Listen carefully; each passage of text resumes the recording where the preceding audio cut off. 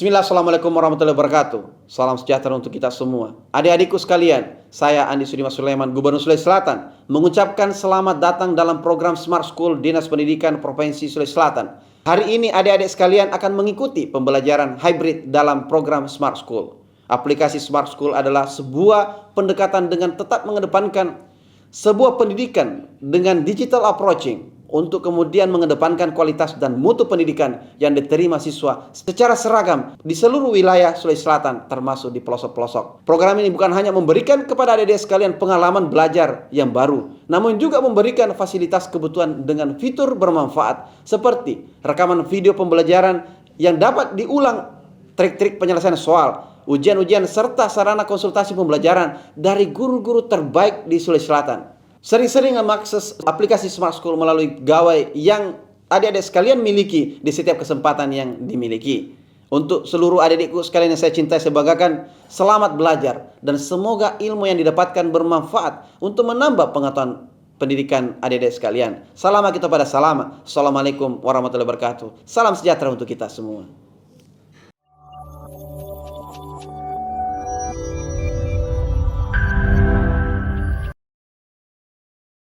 Bismillahirrahmanirrahim. Assalamualaikum warahmatullahi wabarakatuh.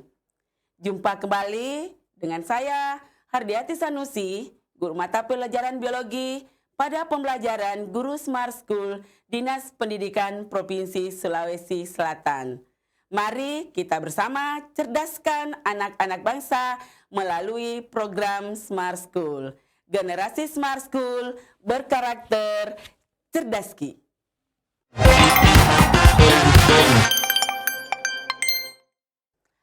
Baiklah, anak-anakku semua, pada pertemuan kita hari ini, kita akan bertemu kembali dalam 45 menit ke depan. Jadi, pada hari ini, Ibu akan membawakan materi pokok, yaitu metabolisme. Sedangkan, submateri yang akan dibawakan adalah anabolisme. Sedangkan materi esensial itu adalah fotosintesis. Anak-anakku sekalian, pada materi esensial ini kita bagi ke dalam 3 kali pertemuan. Pada pertemuan pertama itu kita akan membahas tentang fotosintesis secara umum dan faktor-faktor yang mendukung berlangsungnya fotosintesis serta penelitian-penelitian sederhana yang membuktikan terjadinya fotosintesis. Kemudian pada pertemuan yang kedua, kita akan mengupas tuntas tentang proses fotosintesis dalam reaksi terang. Dan pada pertemuan yang ketiga, kita akan membahas tentang proses fotosintesis dalam reaksi gelap. Baiklah anak-anakku semua, pada pertemuan kita kali ini, kita akan membahas tentang proses anabolisme. Pada pertemuan yang lalu, teman GSS itu sudah menjelaskan tentang proses metabolisme yang terdiri dari 2 tahapan proses, yaitu proses katabolisme dengan anabolisme. Dan tentunya anak-anakku sudah bisa membedakan apa perbedaan antara proses katabolisme dengan anabolisme. Nah, di sini apa yang menjadi tujuan pembelajaran kita pada hari ini? Yang pertama adalah siswa dapat menjelaskan pengertian fotosintesis. Inilah yang akan kita kupas tuntas sebentar bahwa fotosintesis itu seperti apa, kemudian faktor-faktor yang mempengaruhi.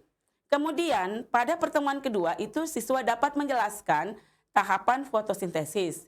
Dan yang ketiga, siswa dapat menjelaskan tempat, tahapan, dan hasil fotosintesis, reaksi terang, dan reaksi gelap. Baiklah anak-anakku sekalian, ini sekedar menggugah dan merangsang hasil pembelajaran anak-anak sekalian pada pertemuan minggu yang lalu. Pada proses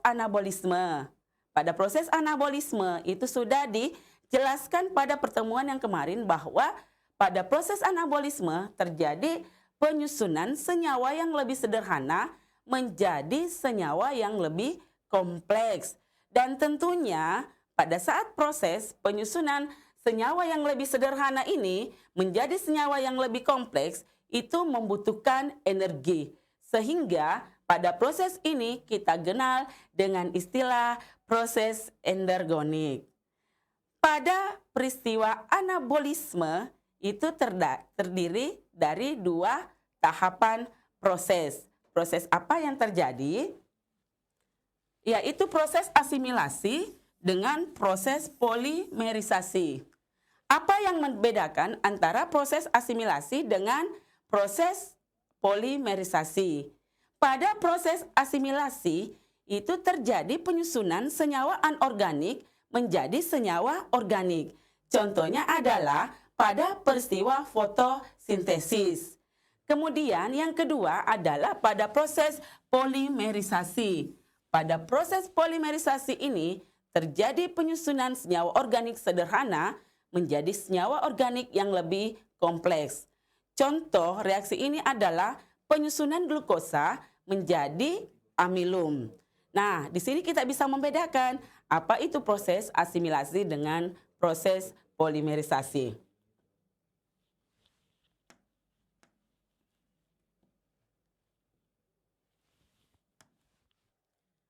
Nah, sekarang kalau kita berbicara tentang proses anabolisme, salah satu contoh diantaranya dalam proses asimilasi itu adalah fotosintesis.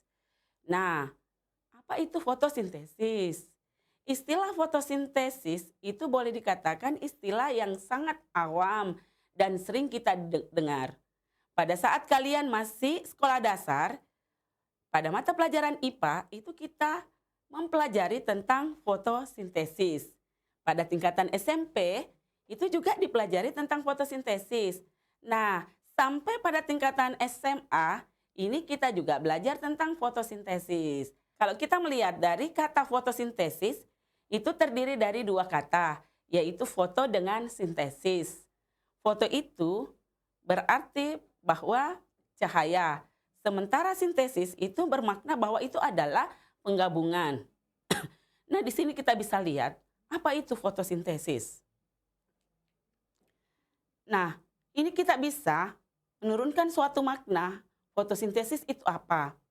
Fotosintesis itu adalah peristiwa biokimia dalam penyusunan karbohidrat dari senyawa anorganik, dalam hal ini karbon dioksida dan air, dengan bantuan cahaya pada tumbuhan yang mengandung zat hijau daun atau klorofil. Inilah yang dimaksud dengan fotosintesis. Dan secara sederhana ini kita bisa lihat bagan terjadinya proses fotosintesis. Di pertemuan kemarin ada komentar yang dibutuhkan adalah proses fotosintesis. Insya Allah pada pertemuan yang akan datang itu kita akan membahas tentang proses fotosintesis reaksi terang dengan reaksi gelap. Pada pertemuan kita pada kesempatan ini kita hanya akan membahas seperti apa proses fotosintesis yang terjadi di alam. Nah, ini kita lihat di hadapan Ananda semua. Ini adalah mekanisme terjadinya proses fotosintesis. Apa yang dilibatkan dalam proses fotosintesis?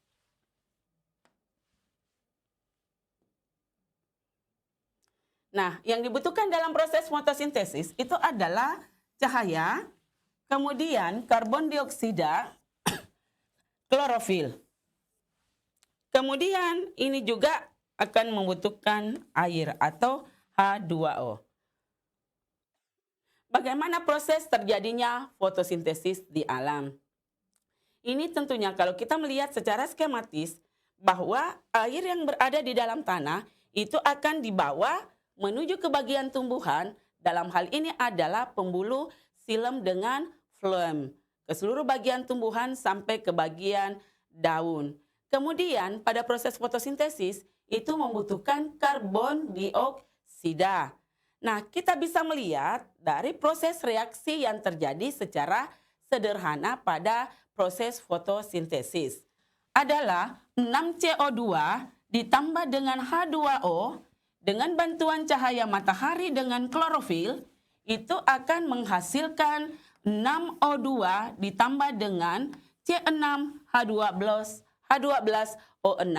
Itu adalah reaksi sederhana dari proses fotosintesis.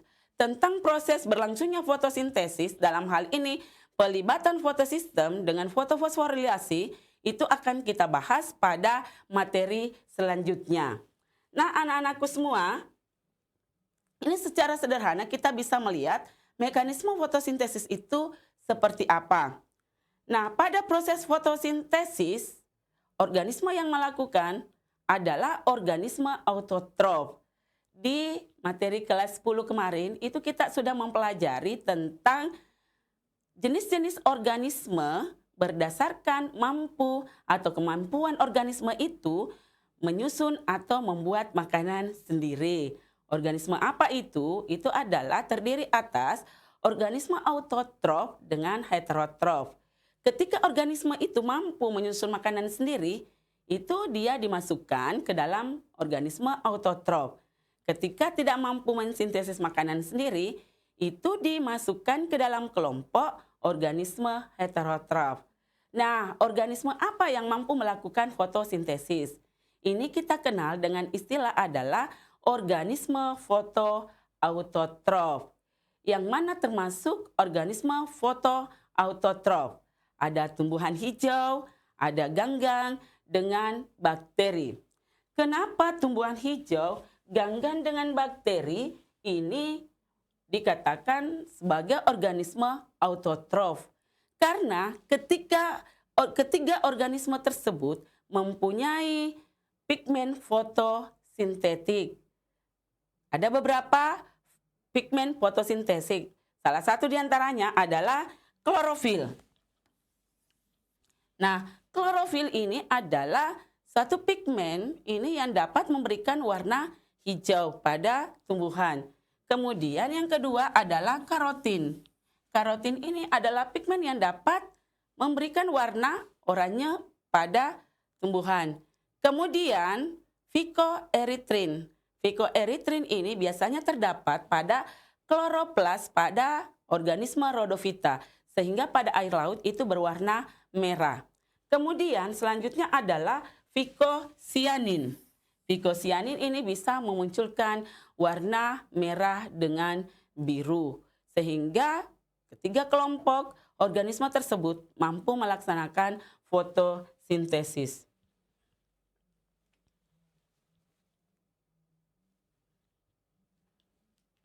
Nah, kalau kita melihat bahwa proses fotosintesis itu bisa berlangsung secara maksimal, bisa juga terhambat prosesnya. Ini kita bisa melihat faktor yang dibutuhkan dan faktor yang menunjang berlangsungnya fotosintesis. Yang pertama itu adalah cahaya. Yang pertama ini adalah cahaya. Cahaya merupakan faktor utama dalam mendukung berlangsungnya proses fotosintesis. Pada bagian cahaya ini dipengaruhi oleh dua faktor. Yang pertama adalah faktor intensitas cahaya. Kemudian yang kedua adalah faktor panjang gelombang.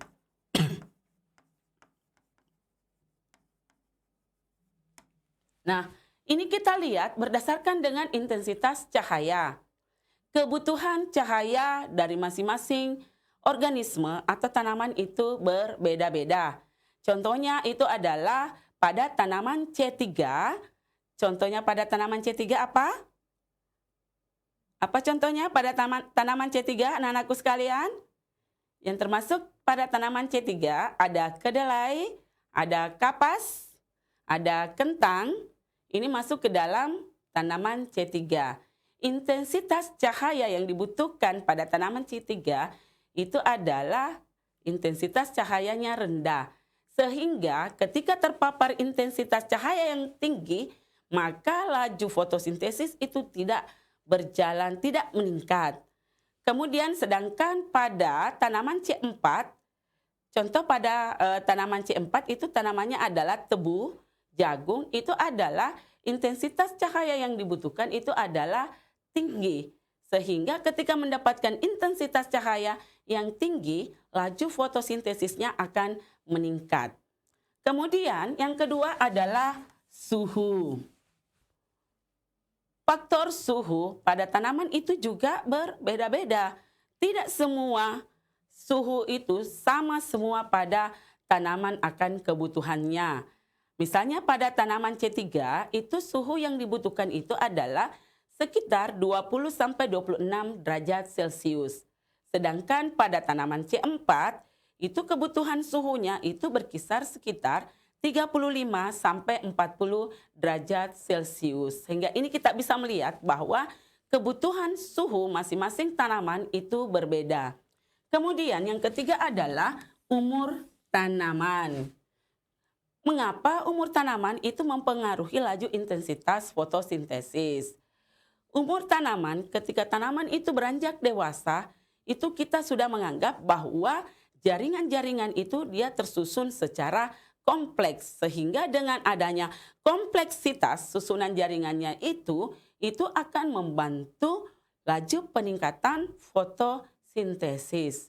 Kemudian yang keempat adalah konsentrasi CO2 dengan O2. Adakah pengaruhnya konsentrasi CO2 dengan O2? Pada saat terjadi fotosintesis, konsentrasi CO2 yang tinggi itu akan membantu mempercepat laju peningkatan fotosintesis. Itu akan berbanding terbalik ketika konsentrasi O2 yang tinggi itu akan menurunkan laju fotosintesis. Kemudian yang selanjutnya adalah faktor air dan kandungan hara. Yang kita pahami bersama bahwa air merupakan hal yang sangat dibutuhkan oleh tubuh kita, oleh semua organisme. Namun di sini dalam proses fotosintesis, ketika kekurangan air, itu juga akan mempengaruhi fotosintesis. Bahkan kelebihan air, dalam hal ini air yang melimpah, itu juga akan membuat menurunnya laju intensitas fotosintesis. Begitu pula dengan faktor kandungan hara. Klorofil dalam proses fotosintesis itu membutuhkan magnesium dengan nitrogen. Sehingga dalam hal ini kandungan hara sangat dibutuhkan oleh klorofil dalam proses fotosintesis. Nah, kalau kita berbicara tentang proses fotosintesis, hal yang berperan penting itu adalah cahaya. Nah, cahaya yang diperoleh dari matahari itu adalah berupa partikel-partikel cahaya dalam bentuk foton. Energi elektromagnetik bergerak dalam bentuk gelombang. Nah, dari apa yang ditampilkan di sini, anak-anakku sekalian bisa melihat bagaimana bentuk gelombang yang diterima oleh daun atau yang diterima oleh klorofil. Terdapat hubungan yang berbalik antara panjang gelombang dengan energi. Sehingga dalam hal ini, ketika panjang gelombang tinggi, maka energinya akan rendah. Nah, seperti yang saya jelaskan tadi bahwa tidak semua cahaya dapat diterima oleh tumbuhan. Sehingga kita kenal dengan istilah spektrum tampak atau cahaya tampak. Pada proses fotosintesis, ini klorofil mampu menyerap cahaya merah dengan biru.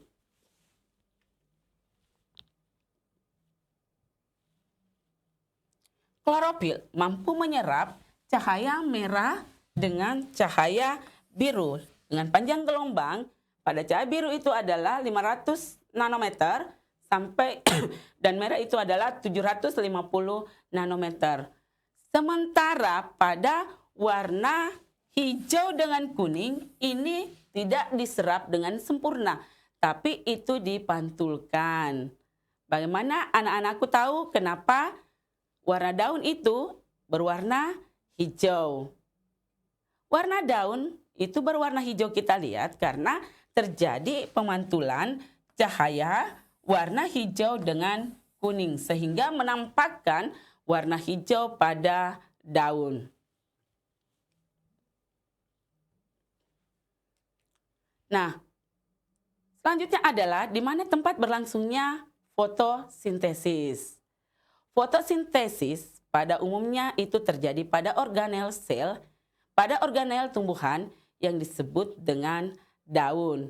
Pada materi kelas 11, anak-anakku sudah mempelajari struktur dan jaringan pada tumbuhan.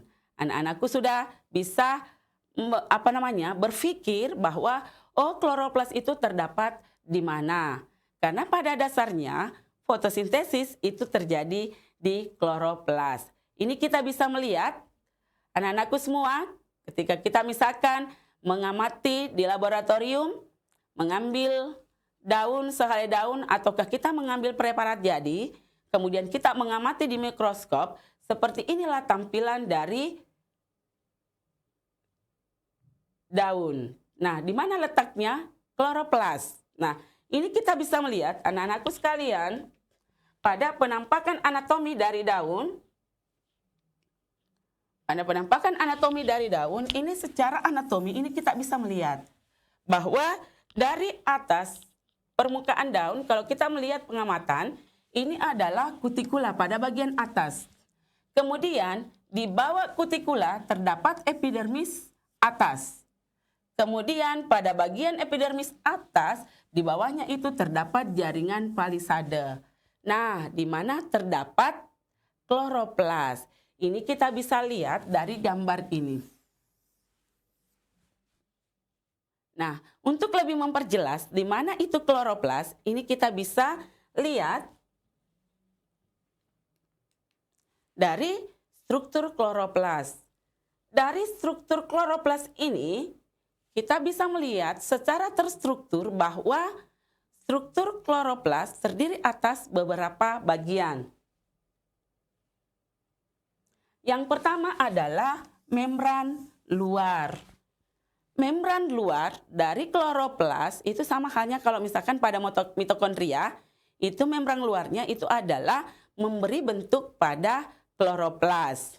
Kemudian yang kedua, pada membran luar ini sifatnya bersifat permeabel. Maksudnya apa? Bersifat permeabel bahwa pada membran luar ini terjadi transportasi zat. Artinya bisa zat kecil dalam partikel kecil ini bisa masuk dan bisa keluar. Sehingga dikatakan bersifat permeabel. Kemudian yang kedua adalah membran dalam mitokondria. Ini adalah lapisan kedua pada bagian kloroplas.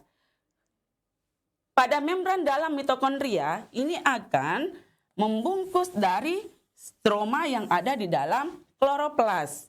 Apa itu stroma? Stroma itu adalah cairan-cairan enzim yang digunakan dalam proses fotosintesis yang tidak membutuhkan cahaya. Dalam hal ini reaksi gelap.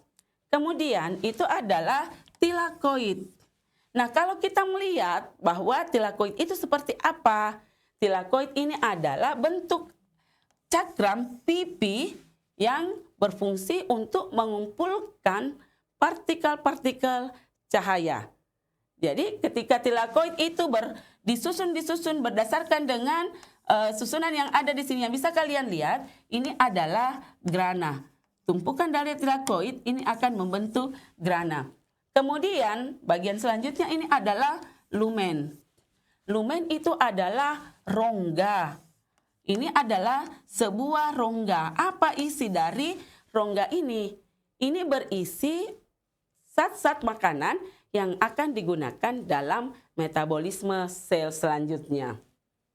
Nah, inilah yang merupakan bagian-bagian dari kloroplas. Nah, kalau kita berbicara tentang fotosintesis, selain cahaya yang berperan, ini adalah yang berperan selanjutnya adalah klorofil. Pada dasarnya, klorofil yang kita kenal itu ada 4. Ada klorofil A, klorofil B, klorofil C, dengan klorofil D.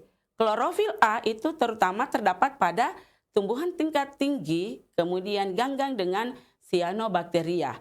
Sedangkan klorofil B itu tidak semua terdapat pada tumbuhan tinggi, tetapi pada umumnya ada pada tumbuhan tingkat tinggi, kemudian ada pada ganggang. Kemudian pada klorofil C dengan D itu tidak terdapat pada tumbuhan tingkat tinggi.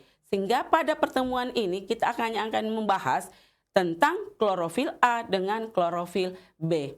Apa yang membedakan antara klorofil A dengan klorofil B? Nah, dari tabel yang ada di hadapan anak-anakku semua, ini ada 8 faktor pembeda dari klorofil A dengan klorofil B. Yang pertama adalah kemampuan menyerap warna. Jadi warna yang diserap oleh klorofil A itu adalah warna violet, biru, oranye, merah. Sedangkan pada klorofil B yang diserap itu adalah warna violet. Kemudian kemampuan penyerapan. Cahaya yang diterima oleh klorofil A itu adalah cahaya dengan panjang gelombang 429 nanometer sampai 659 nanometer. Sedangkan pada klorofil B itu adalah 450 nanometer sampai 650 nanometer. Yang ketiga adalah faktor pembeda adalah panjang gelombang dengan penyerapan efektif. Anak-anakku bisa melihat bagaimana perbedaan antara klorofil A dengan klorofil B berdasarkan 8 faktor pembeda ini. Ya, bisa kalian identifikasi dengan teman-temannya ya. Nah, pada proses fotosintesis dengan faktor yang mendukung berlangsungnya fotosintesis, ini kita bisa melihat bahwa fotosintesis itu sebenarnya berlangsung. Tapi ini bisa kita melihat dari pembuktian-pembuktian yang dilakukan oleh beberapa ilmuwan yang mendukung bahwa fotosintesis itu memang berlangsung. Salah satu di antaranya ilmuwan yang berperan dalam membuktikan fotosintesis itu adalah Julius von Sachs yang dilakukan penelitian pada tahun 1860. Apa yang dilakukan oleh Julius? Ini dia melakukan suatu penelitian ingin membuktikan bahwa ada peranan cahaya dalam proses fotosintesis. Kemudian yang kedua, dia ingin membuktikan bahwa proses fotosintesis menghasilkan zat gula atau karbohidrat yang disebut dengan amilum. Nah, anak-anakku semua, ini kita bisa melihat, bisa meniru percobaan yang dilakukan oleh Sachs. Yuk kita lihat bagaimana perlakuan atau proses penelitian yang dilakukan oleh Sachs. Uji coba yang dilakukan oleh Sachs ini dengan melakukan suatu pembuktian dengan melakukan perlakuan. Menutup sebagian daun dengan menggunakan aluminium foil. Dan ini dilakukan saat daun masih berada di pohon. Artinya apa? Bahwa kondisinya seperti ini kita bisa melihat. Jadi daun tidak terlepas dari pohonnya pada saat kita melakukan penelitian. Tujuan penelitian yang dilakukan oleh Sachs ini adalah untuk melihat pengaruh cahaya pada proses fotosintesis. Nah, ini kita bisa melihat apa yang dilakukan oleh Sachs untuk melakukan uji coba ini. Nah, dalam melaksanakan uji coba ini ada beberapa alat dan bahan yang digunakan. Dan saya yakin alat dan bahan ini ada di sekitar anak-anakku semua.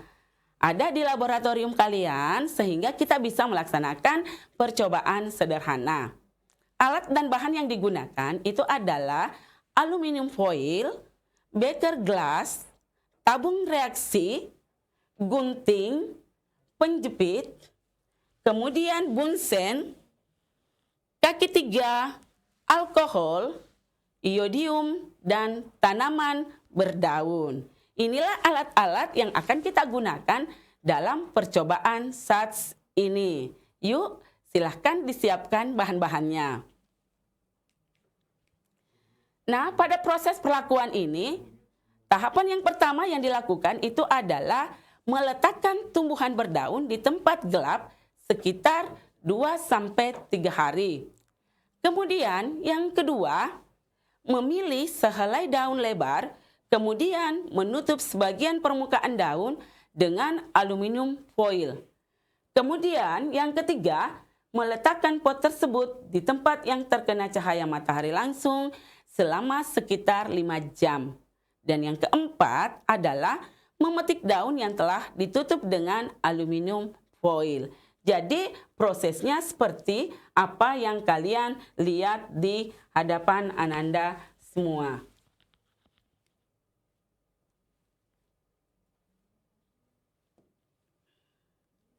Nah, ini yang dilakukan adalah menutup sebagian daun dengan menggunakan aluminium foil.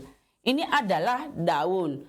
Kemudian di sini ditutupi dengan aluminium foil, tapi tidak menutup semuanya, ada dibiarkan terbuka.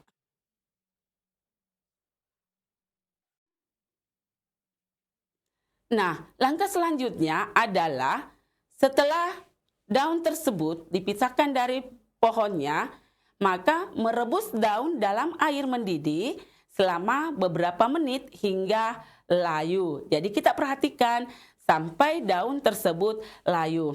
Apa gunanya perebusan dalam proses ini? Ini dimaksudkan agar sel-sel daun rusak dan amiloplas dapat pecah. Ketika amiloplas pecah, itu amilum akan bebas tersebar keluar. Itulah tujuan perebusan daun. Langkah selanjutnya adalah merebus daun dalam alkohol panas. Apa tujuan merebus daun dalam alkohol panas? Ini adalah untuk melarutkan klorofil yang ada pada daun. Kemudian setelah itu adalah mencuci daun di bawah air mengalir. Setelah itu menetesi daun dengan larutan lugol atau iodium, kemudian mengamati perubahan warnanya. Adakah perubahan warna setelah ditetesi dengan iodium? Pada materi kelas 11 itu kita sudah melaksanakan uji zat makanan. Ini ada hubungannya dengan materi tersebut. Adakah perubahan yang terjadi?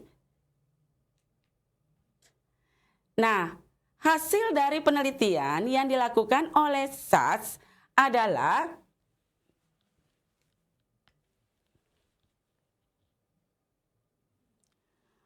ini adalah hasil yang didapatkan pada proses penelitian yang dilakukan oleh SATS. Nah, tolong diperhatikan baik-baik, disimak baik-baik, adakah di sini terjadi perubahan? Nah, bagaimanakah perbedaan warna antara permukaan daun yang ditutupi aluminium foil dengan permukaan daun yang tidak ditutupi dengan aluminium foil? Ini bisa kalian perhatikan pada hasil yang dilakukan penelitian oleh SATS. Ada tidak perbedaan? Ada yang bisa berkomentar? Pada daun yang tertutup aluminium foil, ini pada tampak daun itu berwarna pucat. Sementara yang tidak tertutup dengan aluminium foil, ini dia berwarna biru kehitam-hitaman. Nah, apa yang bisa kita simpulkan dari hasil percobaan yang dilakukan oleh SATS ini? Nah, pada bagian tanaman, pada bagian daun yang berwarna pucat, ini menandakan bahwa ini tidak terjadi fotosintesis. Sedangkan pada daun yang berwarna biru kehitam-hitaman, ini terjadi fotosintesis.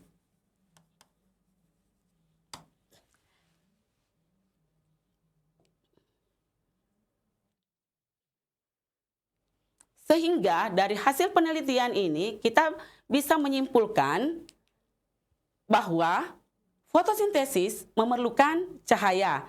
Kemudian yang kedua adalah fotosintesis menghasilkan amilum. Itulah kesimpulan percobaan dari SATS. Kemudian yang kedua adalah percobaan yang dilakukan oleh Jan Ingenhousz yang biasa kita kenal dengan percobaan Ingenhousz. Apa yang melatar belakangi Jan Ingenhousz melakukan penelitian ini?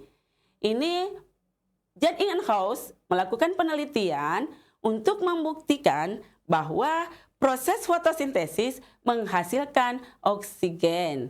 Nah, apakah betul dalam proses fotosintesis itu menghasilkan oksigen? Nah, Ini kita bisa lihat dari proses percobaan yang dilakukan oleh Jan Ingenhousz.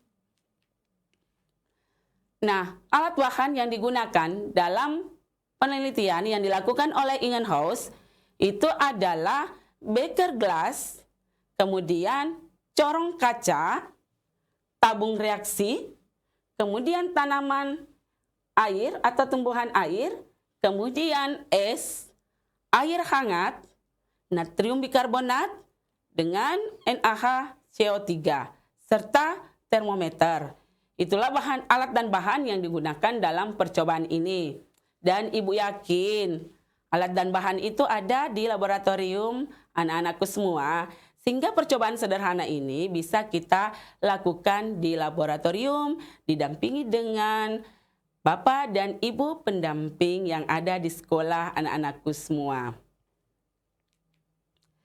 Nah, apa perlakuan yang dilakukan oleh Ingenhousz untuk membuktikan bahwa apakah dalam proses fotosintesis itu menghasilkan oksigen. Nah, ini adalah rangkaian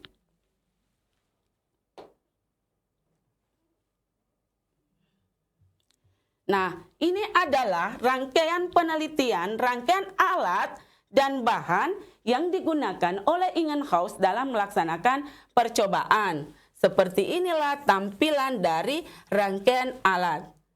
Upayakan tabung reaksi dalam keadaan penuh berisi air, sehingga tidak ada rongga udara.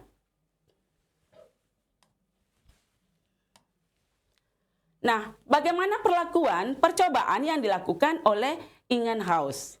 Ini kita bisa melihat bahwa pada percobaan Ingenhousz ini, Jan Ingenhousz ini membutuhkan 6 beker gelas dalam melakukan perlakuan.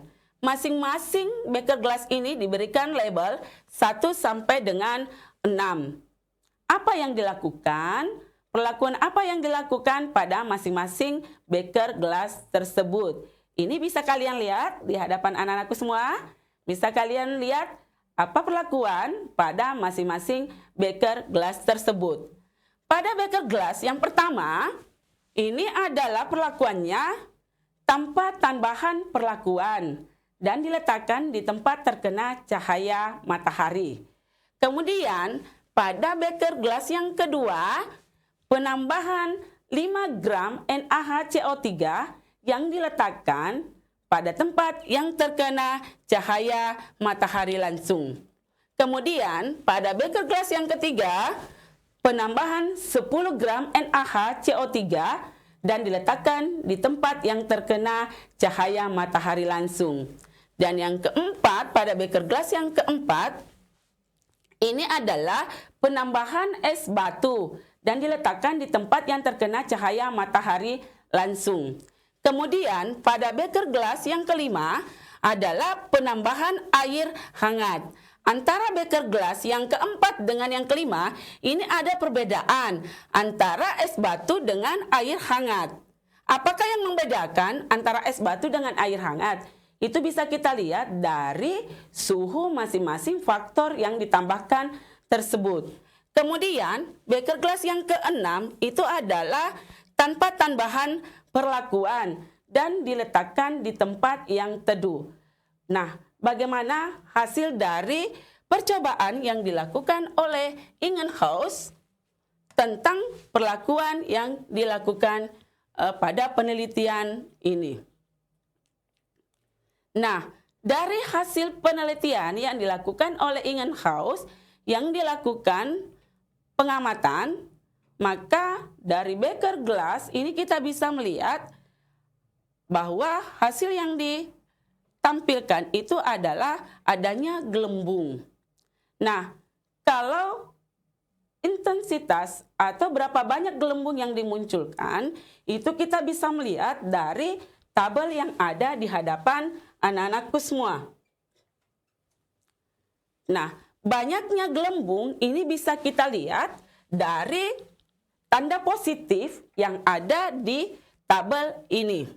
Tanda positif, apabila dia memiliki tanda positif 1, itu berarti bahwa gelembung yang ada itu adalah sedikit.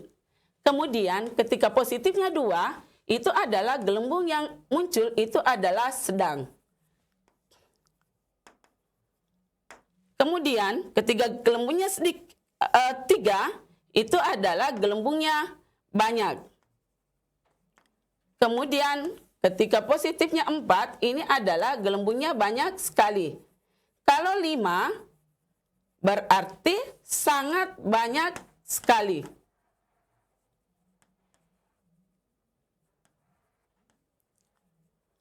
Nah, dari 6 perlakuan yang dilakukan ini, kira-kira yang mana yang memiliki gelembung yang paling banyak? Nah, dari tabel yang ada di hadapan anak-anakku semua, ini kita bisa melihat bahwa pada beker gelas yang ketiga, yaitu dengan perlakuan cahaya matahari langsung dengan penambahan 10 gram NaHCO3 itu memiliki gelembung yang sangat banyak. Berarti di sini terdapat partikel-partikel O2 yang keluar dari corong yang dilakukan pada penelitian oleh Ingenhousz. Nah, dari penelitian atau perlakuan yang dilakukan oleh Ingenhousz ini kita bisa menyimpulkan percobaan yang dilakukan oleh Ingenhousz. Adapun kesimpulan dari percobaan Ingenhousz, yang pertama adalah bahwa proses fotosintesis menghasilkan oksigen. Banyaknya gelembung tadi itu membuktikan bahwa dalam proses fotosintesis itu menghasilkan oksigen. Kemudian yang kedua adalah tinggi rendahnya suhu mempengaruhi fotosintesis. Apakah benar bahwa tinggi rendahnya suhu mempengaruhi fotosintesis? Ini tadi kita bisa lihat dari tabel ini. Dengan adanya penambahan es batu dengan air hangat, ini terjadi perbedaan yang signifikan antara hasil gelembung yang didapatkan. Banyaknya gelembung yang didapatkan. Kemudian, yang ketiga, intensitas cahaya matahari mempengaruhi cepat tidaknya proses fotosintesis. Dan yang terakhir adalah jumlah kadar CO2 mempengaruhi cepat tidaknya proses fotosintesis. Dari materi yang kita sampaikan pada hari ini ada beberapa soal yang saya munculkan untuk menguji sampai di mana kemampuan anak-anakku sekalian dalam memahami apa yang kita dapatkan pada hari ini. Yang pertama adalah pernyataan yang benar mengenai percobaan tersebut. Kalau yang di samping itu adalah percobaan Ingenhousz. Nah, pada bagian X ini yang kita tampilkan. Nah, pada bagian X, karena ini yang kita mau lihat adalah bagian X dengan Y. Pada bagian X, ini pada ujung corong, ini akan muncul gelembung-gelembung. Dalam hal ini adalah O2. Kemudian, pada bagian X, ini adalah tanaman hidrilla. Nah, sekarang, apa yang benar mengenai percobaan tersebut? Kita lihat bagian A. Gas CO2 dari X. Apakah benar bahwa gas CO2 itu dari X? Nah, ini kita bisa melihat bahwa ini adalah O2. Berarti jawaban A salah. Kemudian yang kedua, gas O2 dihasilkan tumbuhan Y setelah mendapatkan penyinaran. Apa betul?